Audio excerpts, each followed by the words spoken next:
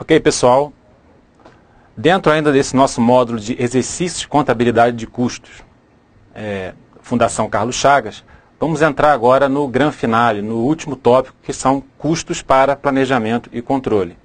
Esse tópico, ele fala principalmente sobre o custo padrão, quer dizer, aquela forma mais eficiente de se planejar e controlar custos.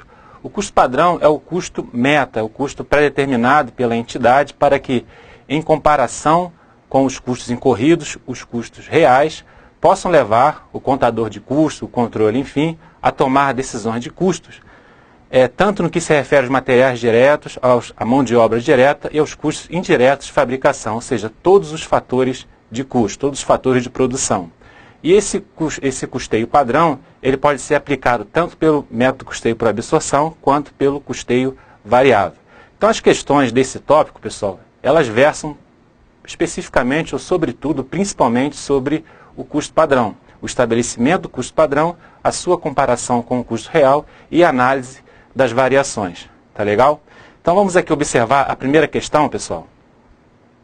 Primeira questão aqui, Tribunal de Justiça do Pará, Analista Judiciário de 2009. Então diz assim a questão. Em relação ao custo padrão, considere. Então, assertiva 1. O custo padrão é um custo pré-determinado. O custo padrão corrente considera algumas ineficiências que a entidade julga não poder saná-las. Do ponto de vista gerencial, as diferenças verificadas entre custo real e padrão devem ser analisadas e, se necessário, o custo padrão deve ser ajustado.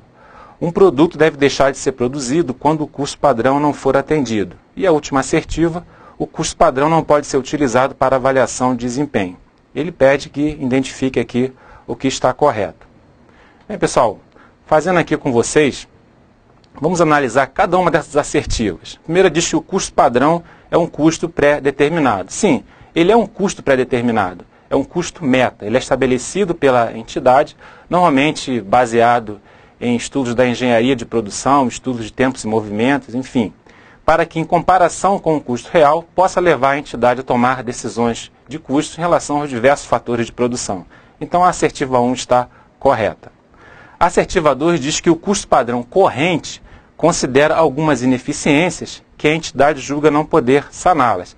Isso aqui é um critério da doutrina que divide o custo padrão em custo padrão ideal, custo padrão corrente e custo padrão estimado. E o custo padrão corrente é exatamente aquele que considera algumas ineficiências. Ele sabe que algumas ineficiências podem ocorrer. Já o custo ideal não, ele desconsidera qualquer ineficiência que não seja cientificamente sanada. Então a assertiva 2 também está correta. O custo padrão corrente considera algumas ineficiências que a entidade julga não poder saná-las. A assertiva 3, do ponto de vista gerencial, as diferenças verificadas entre custo real e padrão devem ser analisadas e, se necessário, o custo padrão deve ser ajustado. Sim, o custo padrão ele pode ter sido estabelecido por algum critério momentâneo, enfim, que não se confirme, fique muito distante do real, então a entidade pode sim reavaliar, né, esse custo padrão e ajustar esse custo padrão. Isso também ocorre, então a assertiva 3 está correta.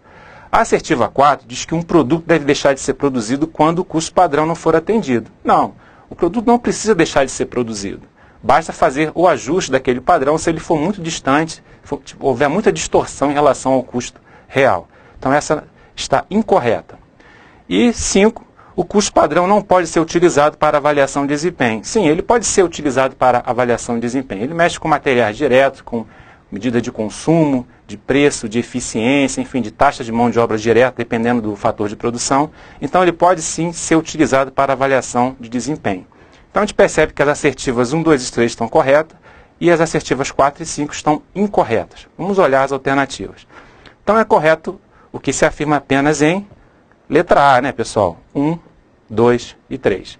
Então essa é a primeira questão versando sobre o custo padrão e ao longo desse tópico iremos resolver outras questões, principalmente análise da variação do custo padrão em relação aos custos ocorridos ou incorridos, né, os custos reais. Tá legal, pessoal? Vamos para a próxima questão?